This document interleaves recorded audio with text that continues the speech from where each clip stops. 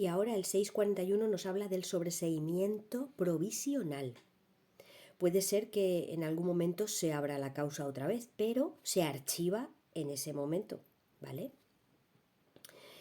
Hay dos motivos.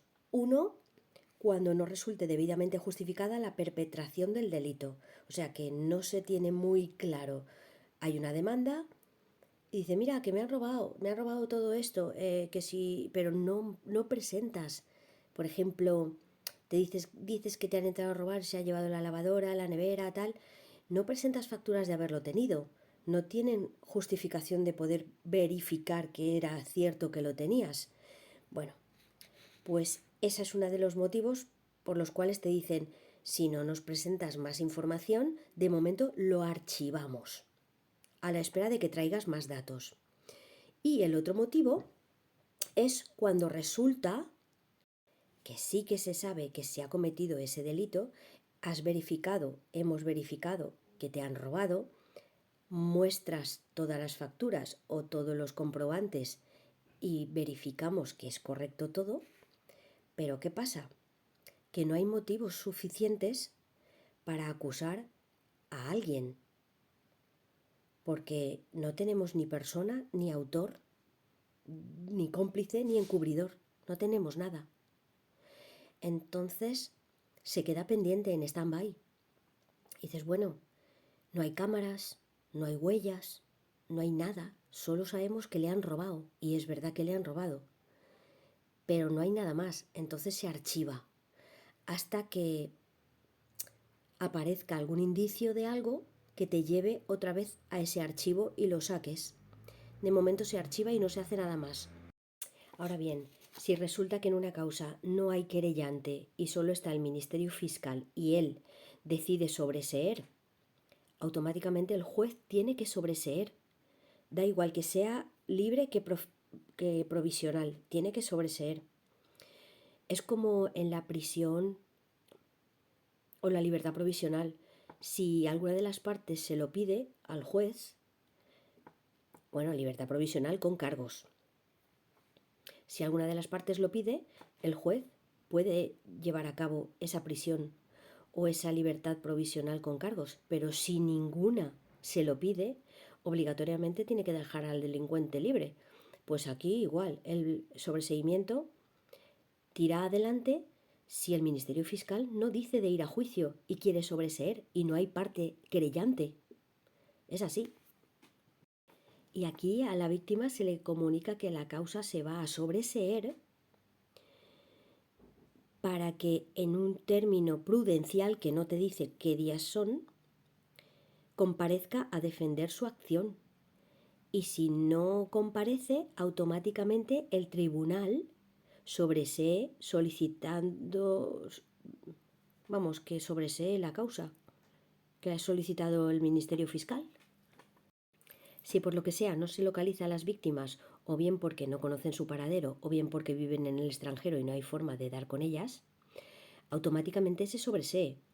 Y cuando ellas aparecen y se enteran y van al juzgado o lo que sea, ya se les pone en antecedentes diciéndoles que el Ministerio Fiscal quiso sobreseer y no pudieron hacer nada más.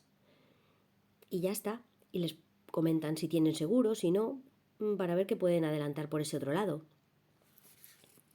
Hay una cosa curiosa en el 644. Ya sabemos que el juez no puede voluntariamente hacer muchas cosas, ¿vale? No puede abrir un juicio si no se lo dicen. Puede hacer sobreseimientos si quiere, siempre que sea cosas a favor, puede hacerlo. Y si no, necesita del Ministerio Fiscal o de la parte acusadora o de la víctima, o alguien tiene que decir algo, ¿vale? Bueno, pues imagínate tú que el fiscal quiere sobreseer y no hay nadie más. Y el juez no quiere que haya sobreseimiento, porque considera de que ahí hay delito cometido. Entonces va automáticamente al jefe del Ministerio Fiscal, en ese sentido, al jefe de ese fiscal que ha dicho de sobreseer, para decírselo, para archivarse y decirle que por favor. Es que me hace gracia porque así como el juez es inamovible y él toma la causa y la tiene que terminar, aunque se jubile, da igual. Tú te has dejado a medias un trabajo, lo tienes que terminar. Bueno, si se muere por lo que sea, se empieza de cero. Si se ha dejado a mitad de una causa, nadie retoma eso a mitad, empiezan de cero, ¿vale? Pero el fiscal sí que se puede cambiar, no es inamovible. Y me ha hecho gracia por eso, porque va al jefe para decirle que su fiscal quiere proceder al sobreseimiento y que él no está de acuerdo. Y que por favor hable con él para ver si le hace cambiar de opinión. Hay una cosa que tenemos que tener en cuenta. Por ejemplo, si no es un delito como tal y el Ministerio Fiscal no quiere sobreseer o hay alguna acusación particular que no quiere sobreseer, no por ello el juez va a hacerles caso. Quiero decir que existe la posibilidad de que si no es delito, pero el querellante está rabioso y el Ministerio Fiscal ha bebido, es una broma, el el fiscal dice que no lo tiene claro y yo creo que es mejor sobreseer, pues el juez puede beneficiar al encausado. Puede decir, nada, voy a sobreseerle porque no es delito por mucho que me estéis diciendo. Puede pasar. A ver, en resumen, el juez instructor termina el sumario, auto de conclusión del sumario, pone ese auto y lo envía todo a su audiencia provincial en este caso, ¿vale? El LAG emplaza a las partes, a todas las partes, tanto al Ministerio Fiscal como a los acusadores como a los procesados, a la audiencia provincial en el plazo de 10 días, si fuera el Tribunal Supremo 15.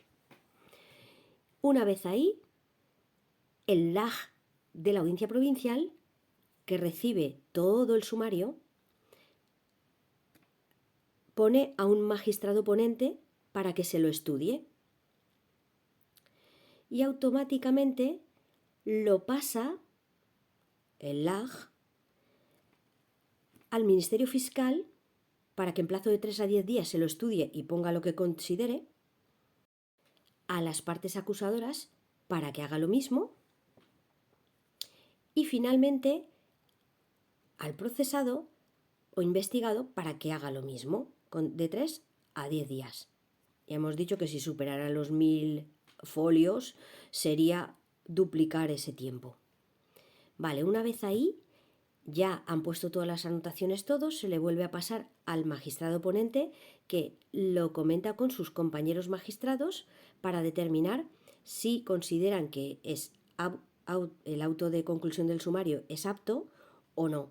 Si es apto, que es correcto, pues vale, o sobresee o van a juicio oral. Vale, pues cuando ya llegamos aquí y no ha habido sobreseimiento porque uno de los tres, que en este caso suele ser la parte acusadora, pide juicio oral, tienen que ir a juicio oral. Solo con que uno lo pida de las tres partes, van ya a juicio oral. Y recordemos, el Ministerio Fiscal siempre va a querer lo mejor para todos.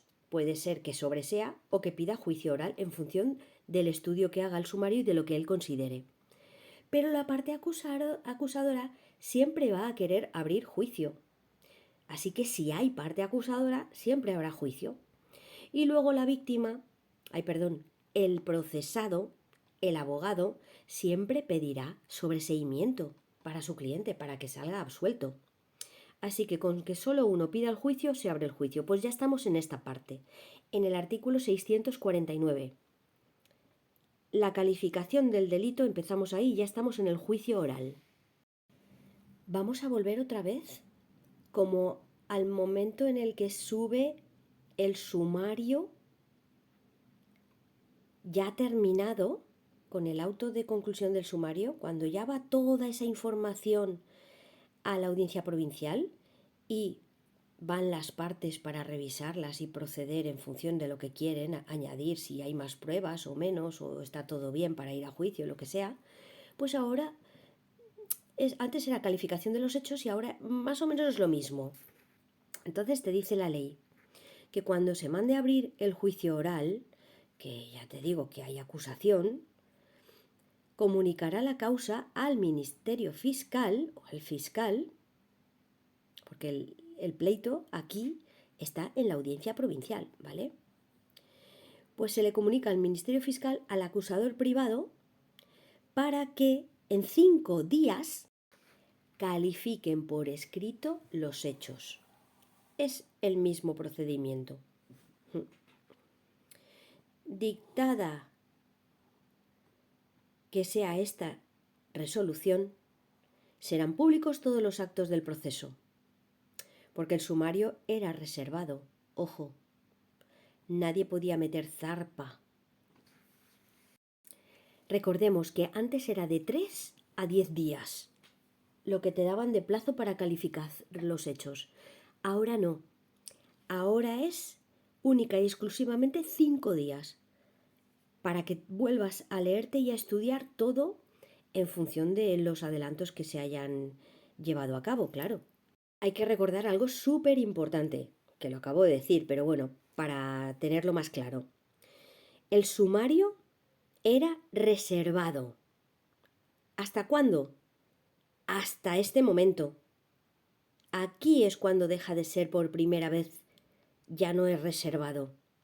Aquí en este momento cualquier persona de a pie puede pedir toda la información, como si fuera un acusador o un procesado.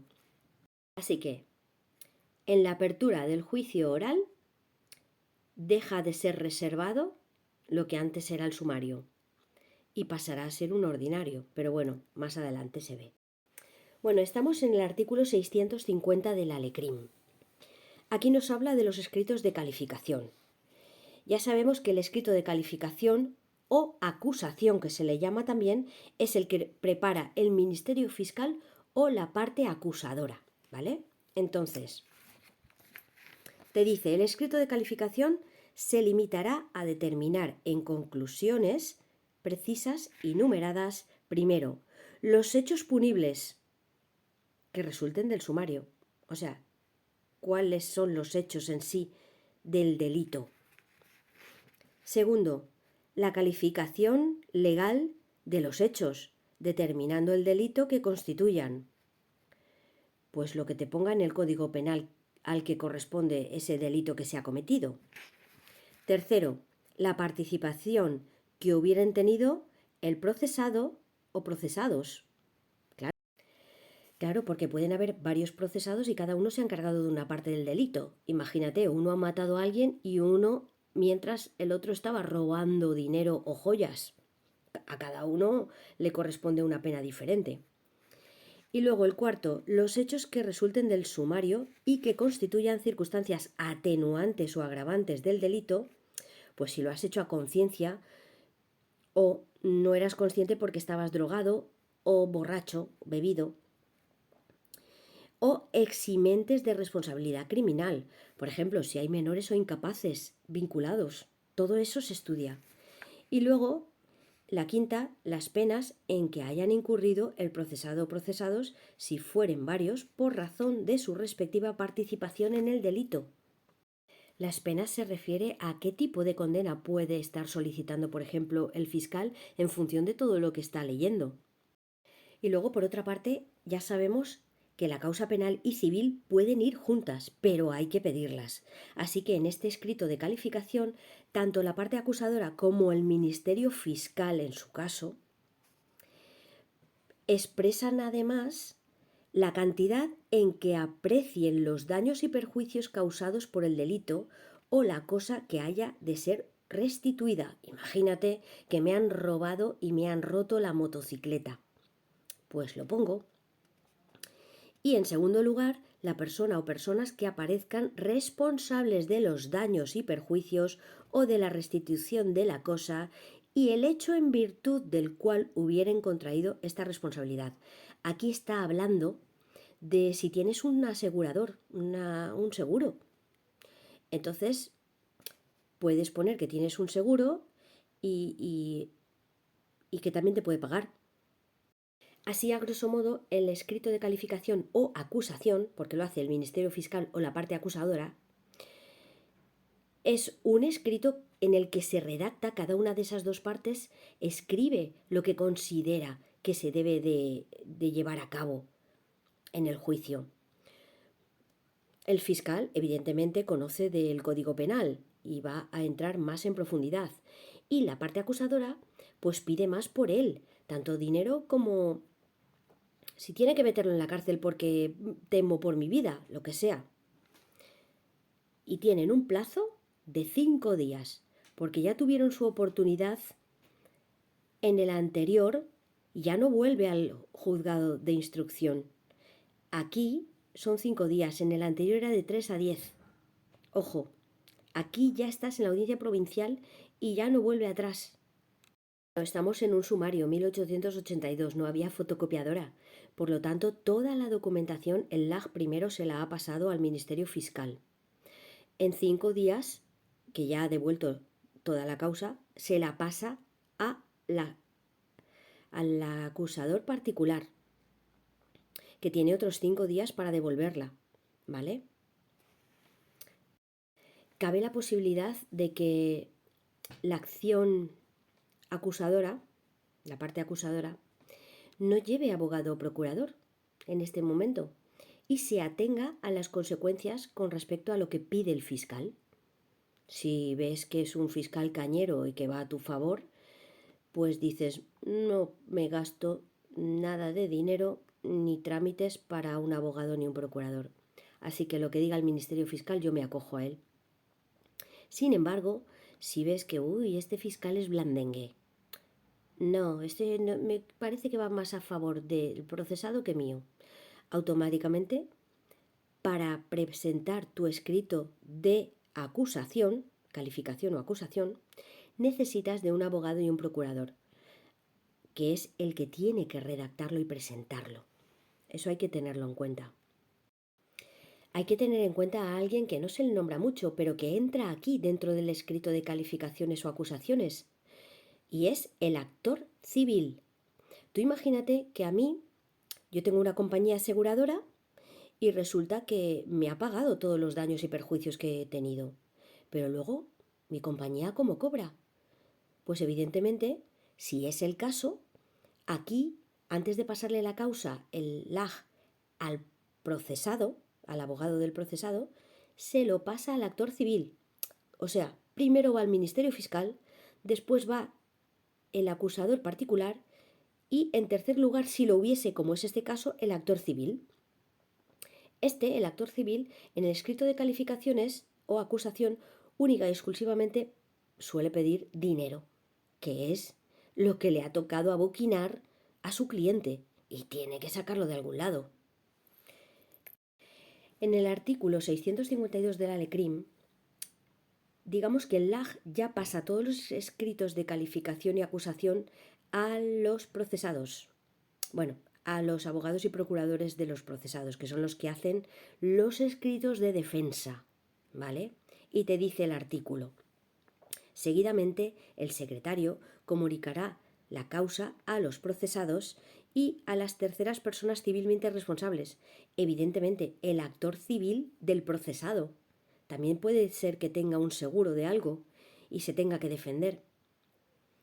Para que en igual término, o sea, en el plazo de 5 días, y por su orden manifiesten conclusiones numeradas y correlativas de las de la calificación. ¿Qué quiere decir esto?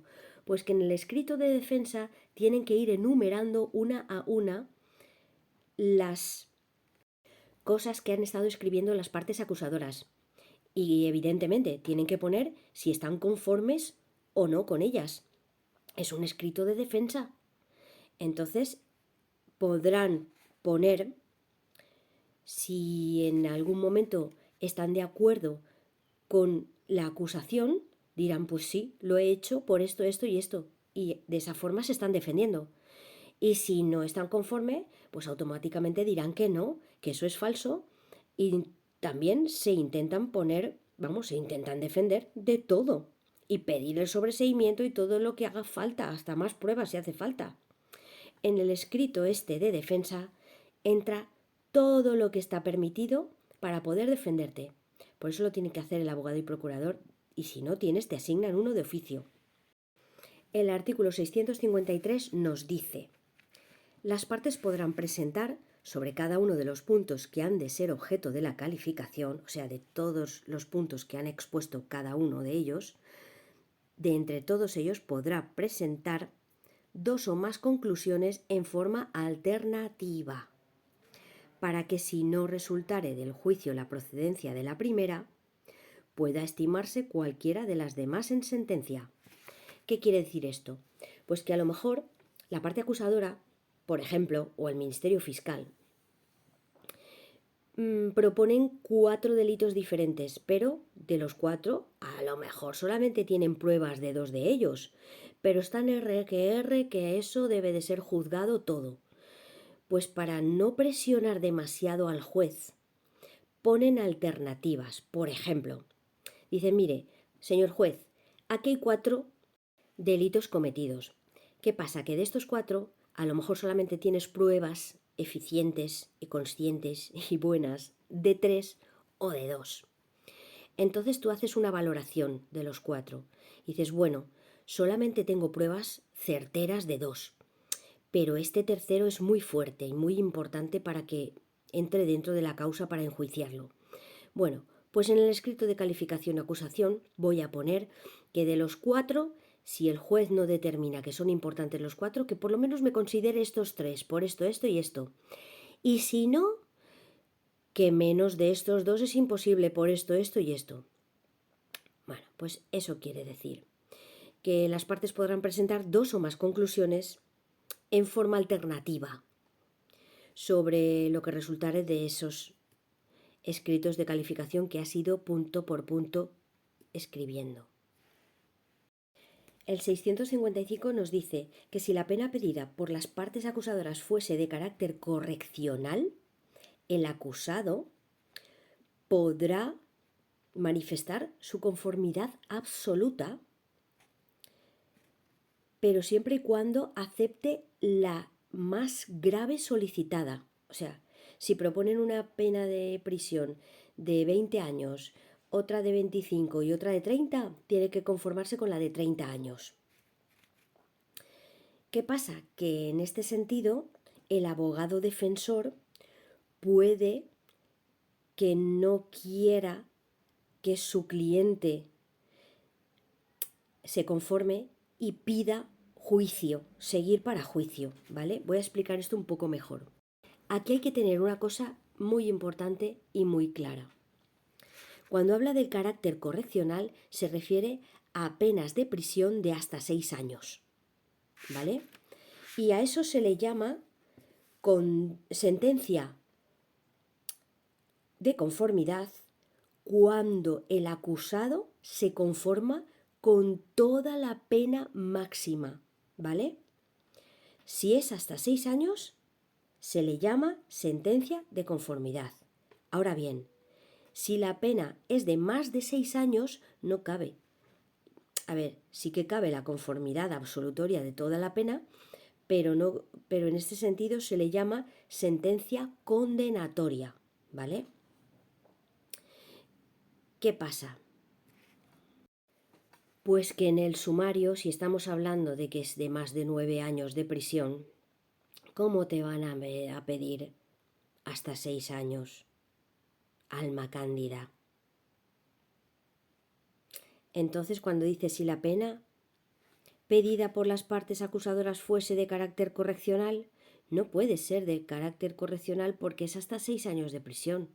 ¿Podría ser una vez estás en el sumario, si es para más de 9 años? Ay, ¿cómo está la ley? 1882. Bueno, pues te dice la ley que cabe la posibilidad de esa conformidad, pero que a lo mejor el abogado no está conforme de que te conformes. A lo mejor cree que no estás psicológicamente bien, estás muy afectado y quieres ir en contra tuya. Entonces,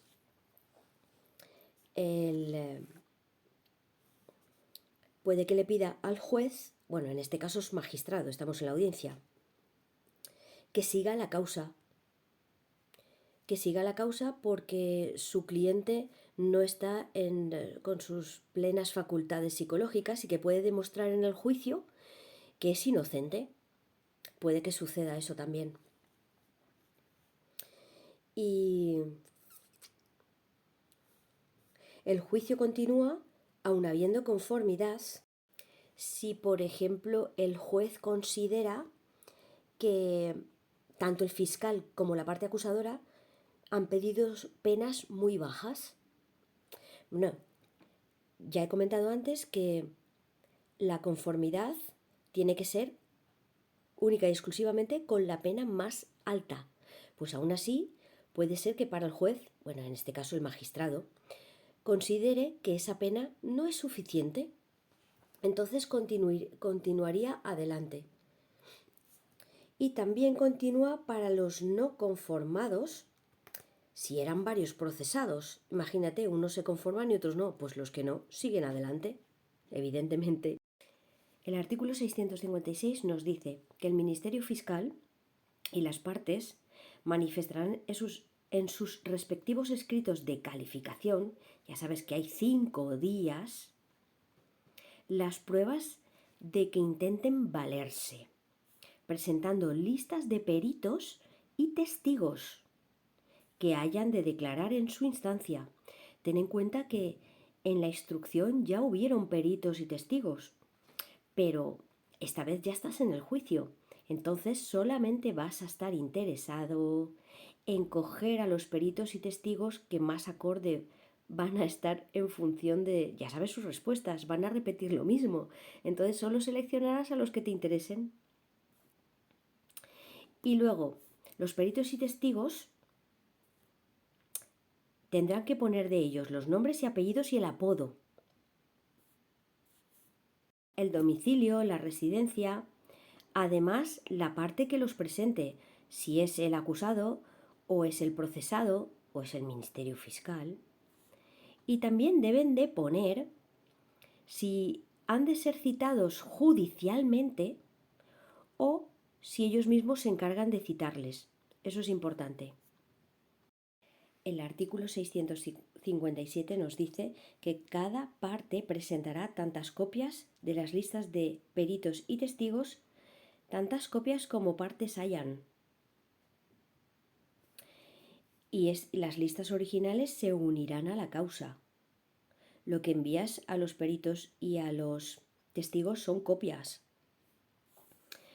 Podrán pedir que se practiquen las diligencias que, por fuera de temer que no se puedan practicar en el juicio oral o que pudieran motivar su suspensión. Imagínate, eran lo que en el juzgado de instrucción se pidió, que son las mismas, las pruebas preconstituidas. Esto es cuando temes que uno de tus testigos o peritos, por alguna causa grave, no pueda estar el día del juicio. Entonces, se pide que se haga la prueba previa al juicio. Entonces, si tú la solicitas y el magistrado te da el ok, pues se hace previamente y ya se presentará en el juicio oral. Una vez ya se han presentado los escritos de calificación ya terminados, con el plazo de 5 días que tenía cada parte, automáticamente el LAG dicta diligencia teniendo por hecha la calificación y le pasa todo al magistrado ponente en el término del tercer día para el examen de las pruebas propuestas. Claro. ¿Qué pasa? Que el magistrado ponente se lo estudia otra vez todo y lo habla con sus magistrados, los del tribunal. En este caso, el tribunal examina las pruebas propuestas y por auto inmediatamente dicta auto admitiendo o inadmitiendo las pruebas. Puede que algunas les parezca bien y las admitan y otras no. Vale. En el caso de que se admitan las pruebas, y a alguna parte no le parezca bien porque sabe que van en contra de él o ella, en ese caso, tú imagínate, se admiten las pruebas, no solo las pruebas normales, sino también las preconstituidas. Si a alguna parte no le parece bien, no cabe recurso. Te lo comes con patatas, no cabe recurso. Todo lo que deja continuar el juicio adelante, no cabe recurso. Ahora bien, contra las que son rechazadas o denegadas, podrá interponerse en su día recurso de casación. ¿Qué quiere decir esto de en su día? Pues que en un principio primero entra la protesta. Y dices que por favor protestas porque te han denegado las pruebas y quieres que conste en acta para un momento posterior. ¿Qué pasa? Que posteriormente vendrá la apelación. Y si te la deniegan, ahí es cuando entra este recurso que dice que en su día podrás interponer el de casación. Primero protesta, después apelación y si sigue la denegación, casación ante el Tribunal Supremo. Ojo. A la vista del auto de cuántos testigos o peritos te admito, el LAG establecerá el día y hora en que deba comenzar la sesión del juicio oral, con sujeción a lo establecido en el artículo 182 de la LEC, que esto es el día y hora para la vista, o sea que se acoge a la LEC para determinar el juicio oral. Y luego la ley te dice que para señalar un juicio hay que tener unos criterios generales en cuenta, como por ejemplo, si el acusado está en prisión, pues entonces lo aceleras. Y ten en cuenta que hay un plazo de prisión provisional, tampoco te puedes exceder. En segundo lugar, el asegurado de su presencia a disposición judicial. ¿Qué quiere decir esto? Pues que intentan evitar que se escape, que se dé a la fuga. El tercero, las demás medidas cautelares personales adoptadas. Pues orden de alejamiento, si tiene todo esto, orden de alejamiento, orden de protección, pues tendrá preferencia en la causa para acelerar el juicio. La prioridad de otras causas, imagínate si hay otras causas más importantes, pues esta irá después. Y también la complejidad de la prueba propuesta. En todo caso, aunque no sea parte, el LAG deberá informar a la víctima de la fecha y el lugar de la celebración del juicio, aunque nunca se haya personado. Aunque si bien es cierto que de normal el fiscal puede requerirla puede citarla para testigo. Hay que tener en cuenta que si se van a expedir exhortos o mandamientos, el LAG señalará un plazo dentro del cual habrá de devolverlos cumplimentados. Por otra parte, los peritos y testigos citados que no comparezcan sin causa legítima incurrirán en la multa que ya vimos de 200 a 5.000 euros. Y si vueltos a citar dejaren también de comparecer, serán procesados por el delito de obstrucción a la justicia. Ojo. El artículo 468 nos decía que una vez citados para juicio oral a los peritos no se podían recusar. Pero es bien cierto que como el procedimiento es tan largo, puede que a lo mejor hayan cambiado las circunstancias entre ellos. Quiero decir, que a lo mejor te has enamorado del perito y antes estaba en contra tuyo y ahora es tu fan número 1. Entonces, en el artículo 662 nos dice que las partes podrán recusar a los peritos si son familiares, tienen parentesco, amistad, etc. Y a los citados para el juicio oral, por eso que he comentado. La recusación se hará dentro de los 3 días siguientes a la entrega de la lista.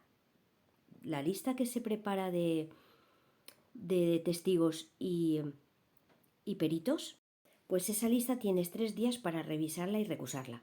Vamos a ver. Tú presentas una lista de testigos y peritos. Hay 3 días para que la otra parte la revise. Te recusan a un perito. Tienen 3 días para recusarlo, ¿vale? Una vez lo han recusado, la información ya la tiene el LAG. El LAG tiene 3 días para avisarte a ti de que te han recusado a un perito. Y tú tienes 6 días para pedir unas pruebas que determinen y corroborar en ellas que ese perito es válido y es bueno y no te tienen el por qué recusar. Transcurrido el término de prueba, el LAG señala día para la vista. Podrán asistir las partes y sus defensores. La ley dice que el tribunal resolverá el incidente dentro del término legal. No te dice días, pero sí que dice que contra el auto que resuelve el expediente de recusación de los peritos no cabe recurso alguno. O sea, que si admite la recusación, lo siento mucho. Y si te da el ok y te dice que, vamos, que no la admite, entonces te beneficia, evidentemente. Y luego el artículo 663 te vuelve a decir otra vez que el perito que no sea recusado en este momento no podrá serlo después. Y te sigue diciendo, a no ser que incurra con posterioridad alguna de las causas de recusación. O sea que sí que se puede. Durante toda la causa, si surge algo, se puede recusar.